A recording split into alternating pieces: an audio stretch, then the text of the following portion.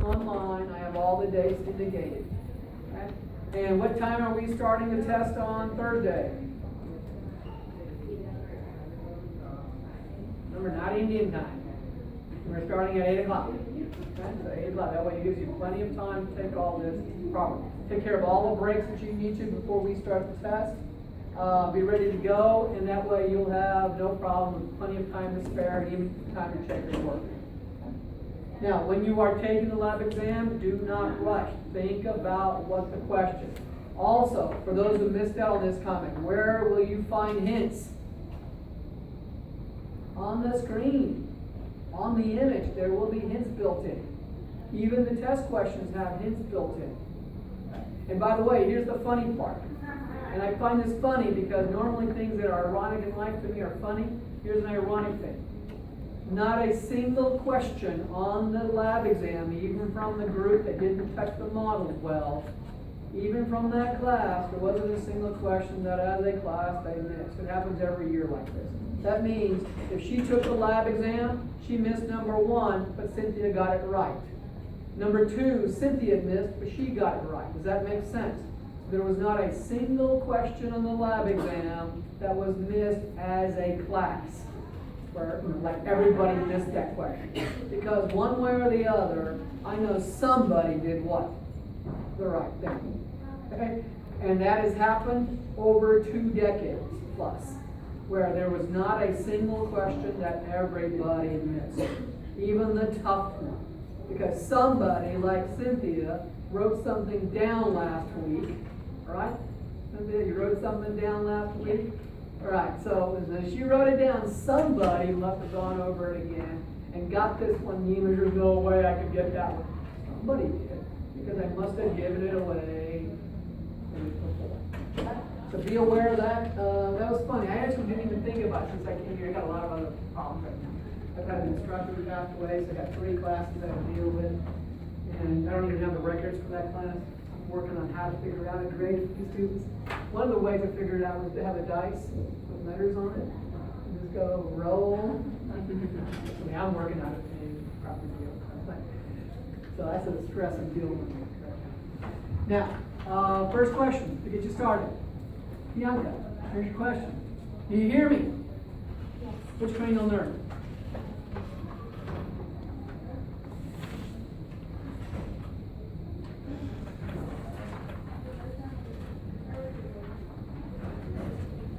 I see it up there.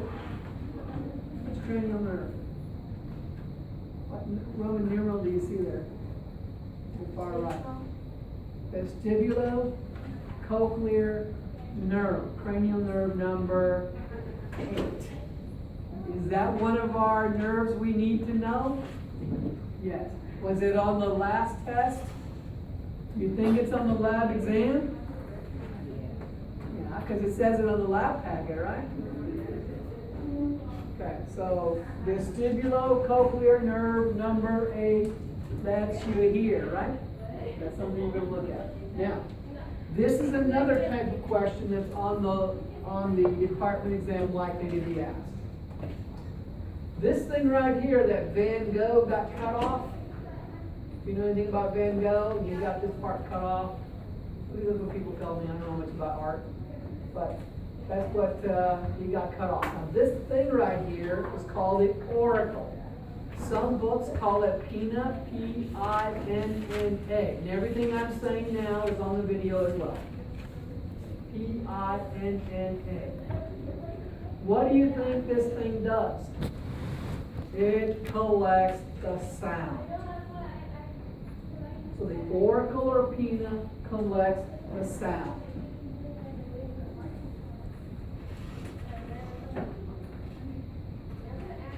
Now, I'm a child, really a child at heart. I mean, even my kids know that. You know what I wanted for Christmas? And luckily I got it because I was going to share it, but luckily I don't have to. And that's a quadcopter. Yeah, little quadcopters. I thought those little cheapo quadcopters. That was fun too. I was playing with it over the weekend. Even now I'm learning to practice play with that. Yeah, at my age. Okay? But with a kid's toy quadcopter. Yeah, I know. Okay, that part. And one of the things why I'm mentioning that is that in Dallas, there's a science museum, and I did this too, because I'm a kid at heart. So at the Science Museum in Dallas, they have one big open atrium, big huge open space. At one end is a parabolic disc, and at the other end of the huge atrium is another disc. And what you're supposed to do is you're supposed to whisper into one of them, and your friends at the other end of the museum listening at the other disc. Okay? And guess what? You can hear him. So he's whispering over there, but you can hear him right on the other end. Okay? So a parabolic disc is what this part right here is like. It collects the sound. And it also has a shape. You know, like, have you seen, what's his name from Pet Detective? What's his name? From the TV show? Ace Ventura? Oh, Jim Carrey? Yeah, Jim Carrey. He's got these big ears like this. I'm picking him. Okay? Well, the ears are folded and turned like a cup a certain way. That's because we want to get the directionality of the sound. So the ambulance is coming from this side. It's going to go to this ear before it gets to that other ear. And that's how we know what direction sound is coming from. Because this side comes first, this side comes later, and your brain does what? Figures out that, hey, this side came first, so this ambulance is coming from this side. Does that make sense? So the shape of our ear is important for figuring out the direction of the sound, along with collecting the sound. Okay, then we have this tube. The purpose of this tube is to concentrate the sound. So this tube concentrates the sound. Now, some books call it external acoustic meatus, and some people call it just external canal. Depends on the book. So this is the thing concentrating the sound. So far, so good? Then the next thing we have is our eardrum, called the tympanic membrane. The eardrum. Now, if you look carefully, notice the dotted line. From the eardrum forward, as in outward, is all external ear. So from the eardrum out is all external ear. Some people call it outer ear, same thing. So the external ear goes only up to the eardrum.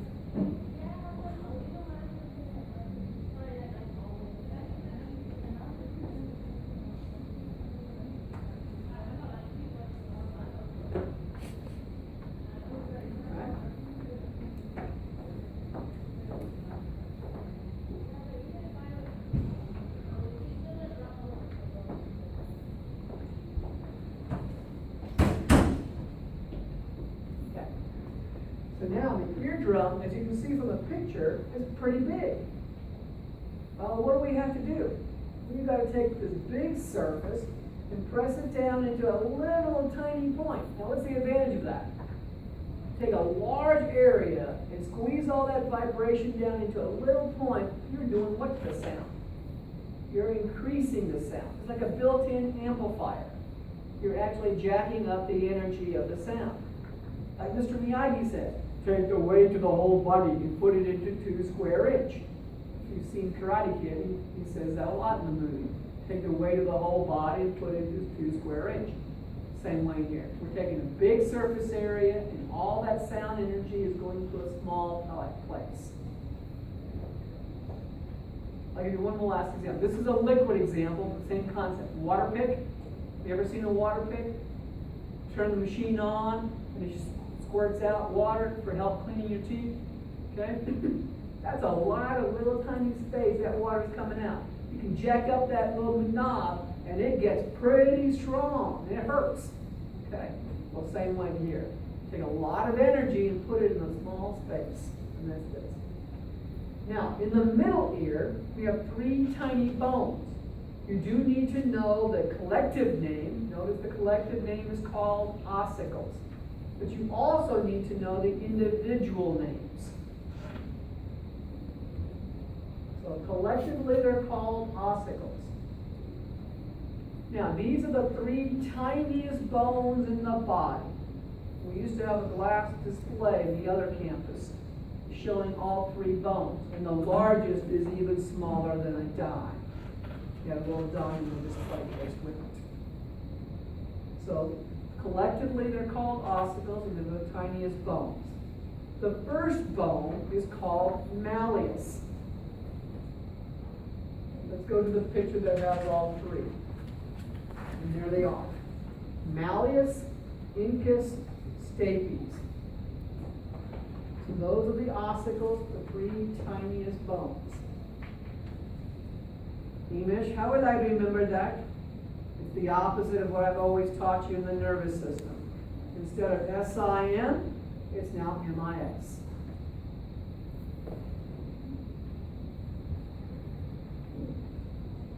So malleus, incus, and stapes. Everyone okay with that? Notice I'm putting up certain pictures on the screen here that are likely to be asked. Malleus, incus, and stapes. Now where are we overall? In the middle ear. So we're in the middle ear. Any questions so far? Again, all this is mentioned in the video, but you know how it is. I want to make sure you get something about the video. Now there's 2 muscles connected here. Nimish, were these muscles on the actual muscle list? Will they be on the lab exam? No. Remember, I even told you, don't worry about it, because I'm sticking to my promise. The eye and the ear will not be on the lab exam. These 2 muscles were on the muscle list, but they're not on the lab exam. But they may show up where now? On the department exam. What do these 2 muscles do that you see there? They both numb and deaden the sound. So tensor tympani serves to deaden the sound, and stapedius muscle serves to dampen the sound.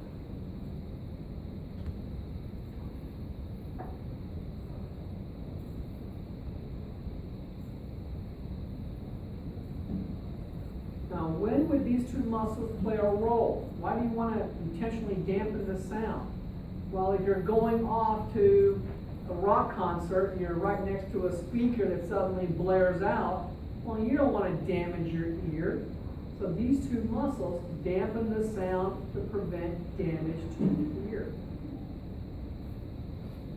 So they work with that kind of sound, sudden noise like that. They also deal with mosquito trucks. You know, in some neighborhoods, you hear that mosquito truck coming down the street, gets louder and louder and louder. Well, to prevent damage to your ear, these 2 muscles help you with that. Okay? So somebody might ask a question about that. And that's now all middle ear. Okay, do you see another tube going down here? It's called the auditory tube, commonly called Eustachian tube. That name is so common based on the Italian guy that you might see it on the text. Eustachian tube or auditory tube? So Eustachian tube or auditory tube? Now that tube is interesting. So let me go back to our picture we were on. See how this is the auditory tube? It goes to where? To your nasopharynx. That means if you were to open your mouth like that of a snake or a Reach toothbrush commercial from the 80s. I think some of you may have seen the commercial where the cartoon character opens his mouth all the way on the Reach toothbrush commercials way back then. But if you could open up your mouth all the way like that, like a snake can, you could look at the top of the roof of your mouth, way, way back, and you're going to see 2 tiny holes. Those 2 tiny holes lead up all the way to the middle ear. Now, why is that a big deal? Kids in little daycares don't get middle ear infections by stuffing stuff this way. They actually get it because they ate after somebody that had a virus or a bacterial infection, and then they're eating stuff and it goes in their mouth because they share everything there in daycare, and it goes up, and this tube here is almost horizontal in a little kid. So if it's horizontal, that means it's likely the germ is going to migrate to the middle ear and cause otitis media, which is in your book. It's on the video as well. Otitis media is what we call middle ear infection. It's because the tube is nearly horizontal. Why do adults get less likely of that? Because our tube is diagonal, very much like this picture. So our tube is like this. It's less likely for us to come up with a middle ear infection. So this is us, this is the child. So middle ear infections, very, very likely. Now, the other purpose of that auditory tube is air pressure. When you're coming down on a flight, and this is the worst scenario, luckily, it's supposed to be an 8 o'clock flight. We pick up the flight at 2 o'clock because of the delay. This is a local, bad, crappy airline in India. And we take off at 2, the plane, and it's supposed to be an 8 o'clock flight. So we got there at 6 because of delay. And we leave at 2. And then the pilot says, oh, by the way, your destination airport is shutting down for maintenance. I'll try to squeeze in and zoom this plane fast enough so we can get there before they shut down the airport. Like, I'm in the middle of the air and you're going to tell me you're going to do a fast landing. Well, he did. He did the superest fast landing, a 15-minute quick descent. Everybody's ears were hurting badly. I mean, my ears were hurting for a day or two after, badly, like an ear infection kind of thing. Because all that air pressure was shoved into that middle ear. And luckily, and I still have a problem now because of that flight. This ear, which was my best ear, has a problem now because of that pilot. And so now I don't hear so well out of that ear. It hurts me. Well, turns out that I was worried that I may have popped an eardrum because of that. Now, it turns out that all that goop went up in there was hurt people. But air pressure, when you're on a plane during takeoff, not so much, but landing especially with a fast descent, air pressure is what builds up in the ear. That's why you can't hear the person next to you when the plane suddenly descends or suddenly takes off. It numbs it, and that's because air pressure is changing. That's why they say chew gum or yawn or whatever, just to pop that ear. So you get equal pressure on both sides of the eardrum. My eardrum is hurting badly and it's not been better since. So for a whole year now, it's been bad. All because of that virus. Okay, so we're right with the other purpose. Pressure is one, otitis media is the other. Now, do you see this plate right here? What's the bone just before that plate that you now learned? Stapes, right? That's the name of that plate. Okay, or the bone rather. That plate is called the oval window. What do you think the stapes does? Presses on the oval window. That's what the stapes does. Presses on the oval window.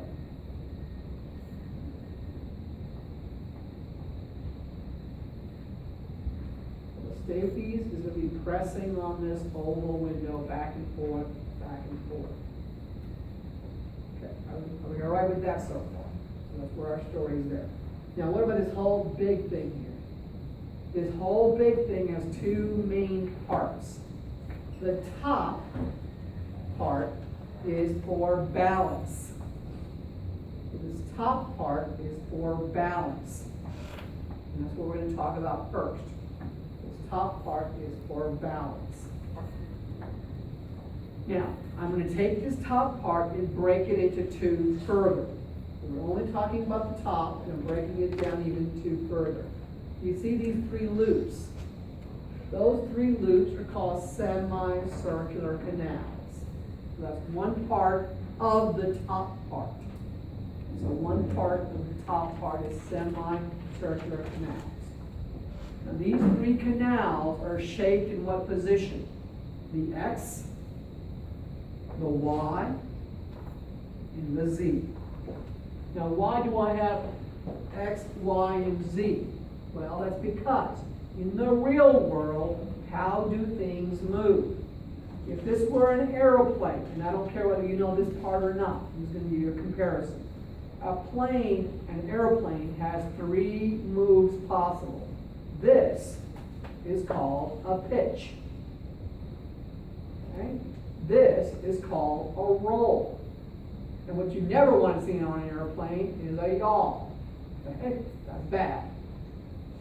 So spinning this way. So what I'm getting at with this eraser is how many different directions can I spin it? 1, 2, or 3. So we live in what kind of a world? A 3D world. So we have these 3 tubes, the semicircular canals for the X, the Y, and the Z. Everybody all right with that? That's one thing up here. Then, where the cursor is, right there. See how the author has it labeled for you? Vestibule. Right there. That vestibule is for static, as in letting you know which way is up.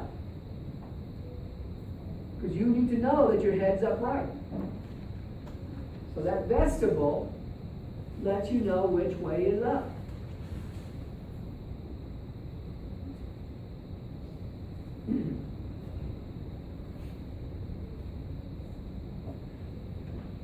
Okay, next question. Now, if I want to put a painting on the wall, I got a periodic table on the wall there. What do I use to make sure it's level?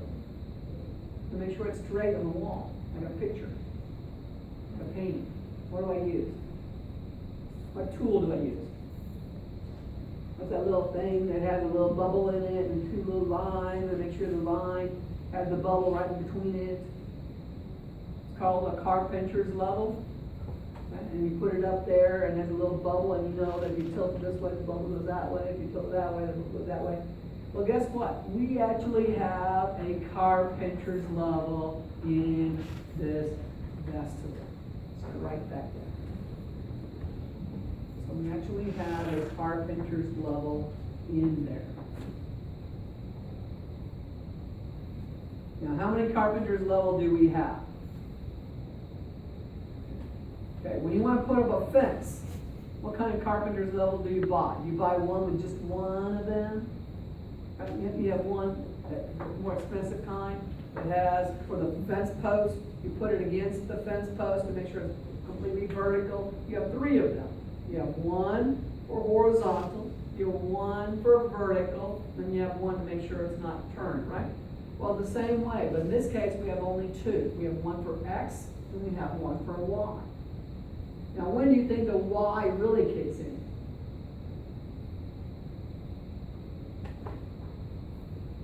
Elevator. Now, before the Twin Towers in New York fell, they used to give tours to go all the way to the roof. I've been to the roof of the 9/11 building. Right? They let you walk on the roof. Way back then. They used to give tours. The elevator was unique, because it had 110 stories, and the elevator was so fast, there was a little sign there that says this is how much more you weigh, and this is how much less you weigh, depending on whether you're going up or down on that elevator. And when you get the thrill, when you go up, you feel heavier. When you come down, you feel a lot lighter because of the X and the Y levers that you have in your vestibule. Okay, everybody all right with that? So this top part deals with balance and all of that. Okay, what about the snail shell? The snail shell is called the cochlea. That's for hearing. So you know that's an easy test question. What's the cochlea for? That's for hearing.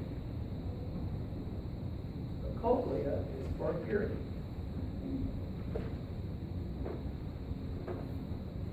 Cochlea for hearing. Now, if you look carefully, you'll see that the vestibular cochlear nerve, cranial nerve number 8, has 2 parts. This part is the vestibule part. This part is the cochlear part. So this one sends balance information, and this one says sound information. Where do you think the balance information is going to eventually go to? Who helps you with balance in your brain? That teaches you fine motor control. That was on the other test. Cerebellum. So where do you think this vestibule branch goes to? That goes to the cerebellum. Does that sound like a good test question on that department exam? Yeah. The vestibule part goes to the cerebellum.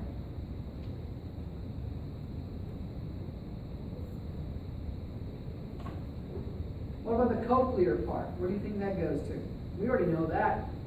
Remember Junior and his question? Where did that one go to? What's the first one you started off on Junior's little question for the last test? Primary auditory cortex. Right?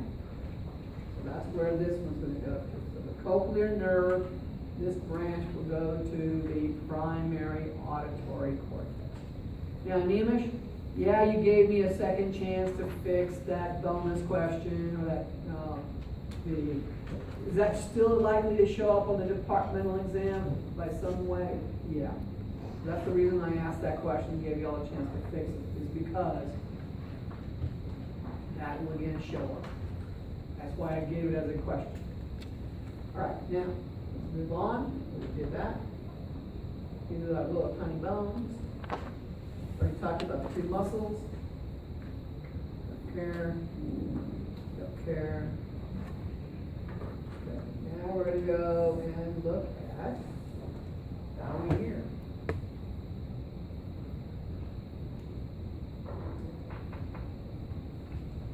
If I take that cochlea and I stretch it out, it's going to look like this. Now this is the picture that you really want to get a feel for, because if you got this down, you're going to do a whole lot better. Page 602. You'll see that I've mentioned that in the video as well. And I know because somebody in the other class was listening to that very part on the video. Now, what does that look like? Oval window. Did we already talk about that? So what's pushing on that? The stadium. Remember I said like a piston pressing on the oval window. So that's this thing right here. What's all this? This is that snail shell thing. Looks like a snail. All I did is unravel it. You know how some people eat Little Debbie Swiss rolls? Okay, that's how I eat Little Debbie Swiss rolls too. I actually do what? Open it up and eat it like that. That's what I do with my food too. I like to play. So in Swiss rolls, I do the same thing. I open them up. Just imagine a Swiss roll open up like that. Now, what is that oval window going to do when it moves like this? What do you do when you're at the edge of the swimming pool on the first step and you're going like this to the water? It's going to create what? A wave. So what do you think you're doing to this white fluid right here in this example? That white fluid is going to create a tidal wave. So that oval window is going to push back and forth like a piston. And it's going to create a tidal wave in this white fluid. This white fluid in this picture is called perilymph. Peri, P-E-R-I, lymph, L-Y-M-P-H. So it's going to create a pressure wave, a tidal wave in that white fluid, called a perilymph. Don't worry, I have all these names coming up in a moment. I'm going in a certain order for these pictures. Now, if you have a tidal wave going down here, that tidal wave is going to eventually reach the dead end and then go all the way back to the other side as well. So all of this white is perilymph. Now what's this round window? What's this round window? What's this round window? So that you don't hear, what? Over and over and over, echoes. What do you think the round window is like based on today for the eye? What did I say that we had in the eye that prevented transparencies to be seen superimposed? Pigment. The pigmented layer of the retina. Well, the round window is exactly like that. It deadens the sound. So you can imagine the round window deadening the sound.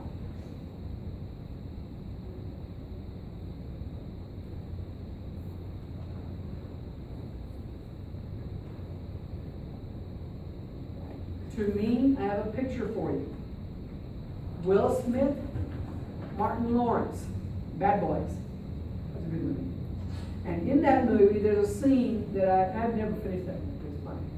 You never see me finish it. But there's a scene in the movie that I always get to. No matter how far I get to the movie, even though I never finish the movie. One scene where the car rams into the exit where all those little drums are, because he misses the off-ramp and he rams into all of those yellow drums. And I've always wanted to know what happens. Well, now I know in the movie. All those oil drums have water in them, and so when the car hits the drums, it absorbs all that energy, and then the top lids pop off and the water goes everywhere, like in the movie. So what do you think those barricades are designed to do? Absorb energy. The round window does that too. It absorbs the energy to avoid echoes.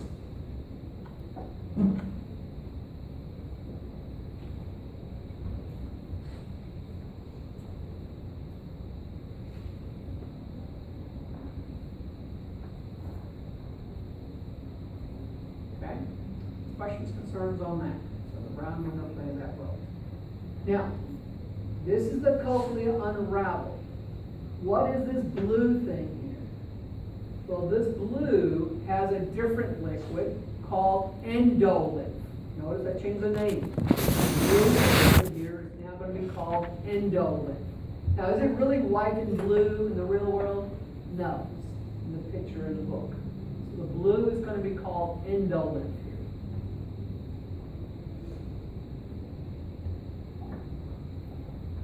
Now, what are these numbers? Well, sound has two properties. It's got frequency or pitch. That's one property of sound, frequency and pitch.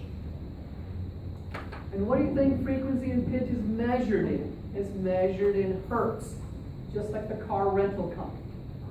Okay? So that's what Hz stands for. It's measured in hertz for frequency or pitch. Now, on a test, somebody's likely to ask this question, because this is a good one. Where are the high frequency hair cells? The high frequency hair cells are closer to the oval window.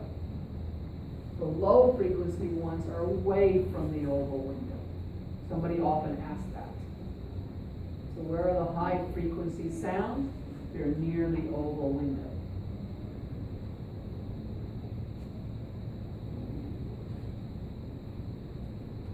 So if KISS, and by the way, I actually remember KISS, the rock group, from my 70s days, when Gene Simmons was doing all those things he said he did way back then. For those of you know that rock group, there's Van Halen, there's Queen. I have no idea, but the guy from Queen, the lead singer from Queen, is Indian. What's his name? Mercury. Mercury is actually Indian. I didn't know that. He was born in India. A lot of countries back from the 70s, born in India.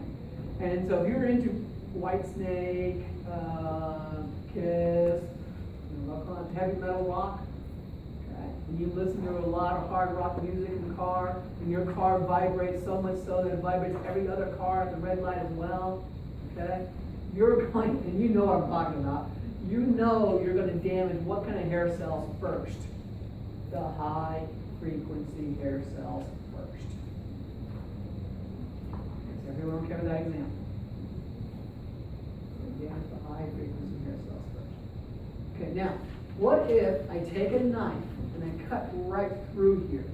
What would I see? Well, that's what we're doing next. We're going to cut right through here, and I'm going to back up to this picture. Now, what was one property of sound that I already gave you? Frequency or pitch, right? Measured in hertz. The other property of sound is volume or loudness. So volume or loudness. That's the other property of sound. Okay, same thing. Are you using intensity for my video? Yeah, intensity. So loudness, volume, intensity, they're all for one thing. Now, how do I tell the difference? Well, here's how it works. Listen carefully to this explanation. There's actually a paragraph in the book. Let's take the 99.1 radio station, KODA. That's what I listen to, because I'm old. Okay? Every time I'm listening to 99.1 KODA, and I got my button set to that. Alright? And then someone else borrows a car, and then I end up getting 104.1 KRBE. Like today, I could tell just from the way they were speaking, because I just turned the radio on, just from their speaking, I said, this is not my radio station. Because I could tell the language that they were using, this is not my station. Somebody changed it to 104.1 KRBE. Now, and then if my mom drives, she changes it to AM dial. Okay, and then you definitely get 88.9 or whatever, FM 88.9, which is that news radio station. Now, that's an example of frequency. How do I change the volume? That's a different knob, right? That's a different knob. Well, how do I show that here? It's the number of hair cells for a given frequency. That's how I tell the volume. So if I now show you what I typically show on the board.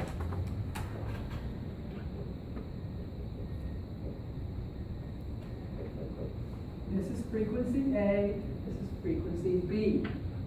I have two frequencies here, but which one is louder?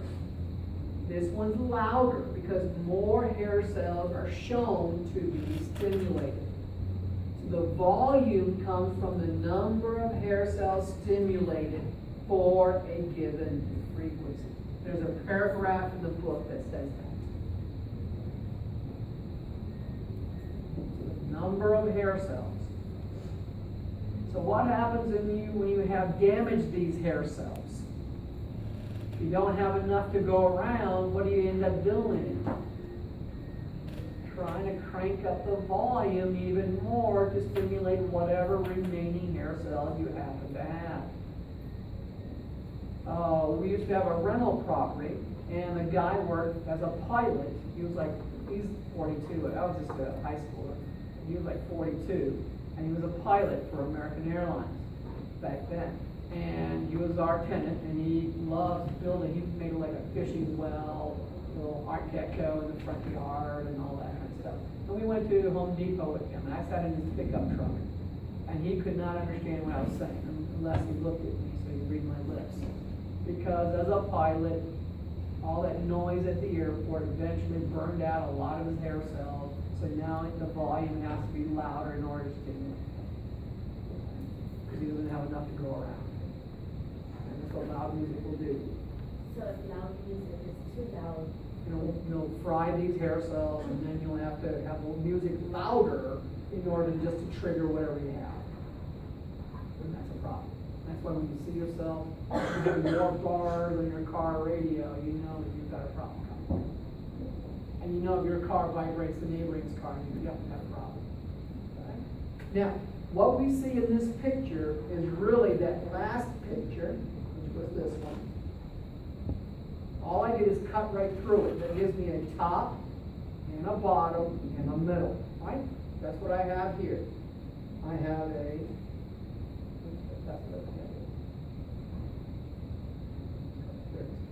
top, a bottom, and a middle. Right? So all I've done is that. So we go through the top and we come out the bottom. Just like we did in this picture. Do we not go through the top, around the end, and come out the bottom? That's exactly what we're doing here as well. We're going to go through the top, come out the bottom. Now, if I have any vibration of fluids here, will I feel it on this wall? Do you know whether the garden hose is on or off just by picking up the garden hose? Right? The higher it's cranked up, you know you feel more vibration on the garden hose than when it's turned down low. That's exactly what happens here. Now, Nimish, are you now going through the steps of how we actually hear this? You bet. We actually have this fluid. What was this fluid in the white called? You wrote it down. What's the fluid up here? Perilymph. That perilymph at the top is going to vibrate this wall. Now, nimish, is this all about making one vibration, make another vibration, and so on? That's exactly what we're doing. So this liquid up here is going to vibrate this wall. When you vibrate this wall, you're going to vibrate this fluid here. Now, what was this fluid here called? The one in blue? Endolith. So are you telling me that vibrating one wall is going to vibrate a different liquid now called endolith? Yeah. Okay, what's endolith going to do? It's going to press down on this little leaf right here. It's going to press down on this leaf. This liquid, that endolith, is going to press down on that leaf. Okay, what about the bottom? What's the fluid and what down here in the bottom? It's perilymph as well. It's going to do what? It's going to push up. So if I push up and this thing is pushing down, what's going to happen? Something pushing up, something pushing down is going to bend something somewhere in the middle, right? Well, that's what we're going to do. Now watch this. I'm going to take this thing right here. What's it called? Spiral organ. And I'm going to blow it up and enlarge it. And that's what it looks like. So now, what is the liquid up here called? This liquid up here is exactly the same as that liquid there, which is what? Endolith. So this is now endolith up here. What's the liquid down here? Perilymph. Remember we had that in that picture. This was perilymph. So we have endolith pressing down on this leaf. I call it a leaf because it looks like a leaf to me. And then the perilymph is pushing up. So what happens to these hair cells? They bend. These are the same hair cells that let you hear. And here's the magic. This one does the hearing. That's the inner hair cell. So on the test, you know that's coming. The inner hair cell lets you hear. So the inner hair cell will let you hear. Everyone okay with that? So if someone asks you on a test, the actual hearing is done by the inner hair cell. Okay, what about these outer ones? Now, let's make a comparison. What was horizontal, bipolar, and amacrine for the eye? What did it do? Remember, in the eye, today we had horizontal, bipolar, and amacrine. I said it did processing for what we see. In the same way, what do you think the outer hair cells are doing? They're processing the sound as well. So your brain doesn't do all that processing. Some of it's done within the ear as well. So the outer hair cell will do the processing. Streamlining. And you're actually hearing with that inner hair cell. So if someone asks you on a test, you know it's the inner hair cell that you're hearing with. And which nerve is this yellow one right here? So it's hearing. It's hearing. Which one's that? The cochlear nerve. Remember, cochlear nerve was for hearing. Vestibular part was for balance. Right? We said that today. Now, what happens if you're not all attentive today? You feel sleepy and groggy because of the weather right now. What would you do? Listen to me all over again on the video, and you can always fast forward there. You can't fast forward here. You can always fast forward there if you don't want to listen to it all. All right? That's exactly how we hear. That's pretty cool, I think. And this would go to the primary auditory cortex. That's how we hear. Okay, now the last thing, how we do our balance. Now let's do the semicircular canals first. So here they are, semicircular canals. Notice I'm only picking certain pictures. Semicircular canal. At the end of each of the semicircular canals, you have a thing called an ampulla. And I don't like the way the author has done it. It's not this ring, it's actually this bump. This whole bump, this bump, and that bump is an ampulla. It's at the end of each of the X, the Y, and the Z. 1, 2, and 3. Now, what is the author going to do next? The author is going to move to, a picture that looks like this. So, all I did is take this picture, and enlarge. Now, what's the color of the fluid here? Blue. What's it called? Endolymph. Is it the same endolymph we already talked about earlier? Yes. Same endolymph. Now, this whole thing is an ampulla. It's got what in it? Cupola. And this part's called the crista. Now, how do you think this thing works? It works like this. If I'm in this orientation, and I'm turning in this direction, so notice I'm moving left. As I move left, what do you think the fluid's going to do? It's going to push in the opposite direction. And the cupola is going to bend what? In the opposite direction of what you're moving. If you're moving left, the cupola will bend to the right. So if I move left, this cupola will bend to